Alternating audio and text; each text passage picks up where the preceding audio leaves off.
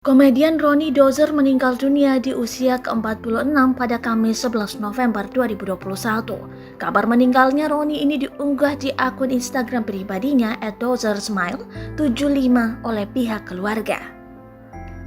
Menurut informasi dari keluarga, Ronnie meninggal karena serangan jantung. Rekan seprofesi yang juga sahabat Ronnie, Renzi Milano, mengungkapkan almarhum sempat menelpon dirinya sebelum meninggal. Menurut Renzi, nafas Ronnie tersengal-sengal saat menelpon dirinya. Iya benar meninggal. Tadi pagi baru teleponan sama saya, si Ronnie emang agak ngap-ngapan gitu, kata Renzi Milano dilansir dari Tribunis.com. Kondisi Ronnie tersebut sempat ditanyakan Reni. Kepada Reni, Ronnie mengatakan kolesterolnya sedang naik setelah menyantap nasi padang.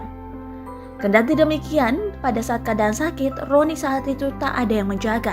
Reni menyebut Ronnie mengaku hanya ditemani tetangganya. Lebih lanjut, ia mengaku merasa tak enak saat sang sahabat berpamitan istirahat. Reni sempat berniat akan menjenguk Ronnie, namun ia keburu mendapat kabar bahwa sang sahabat meninggal dunia. Terima kasih sudah nonton. Jangan lupa like, subscribe, dan share ya.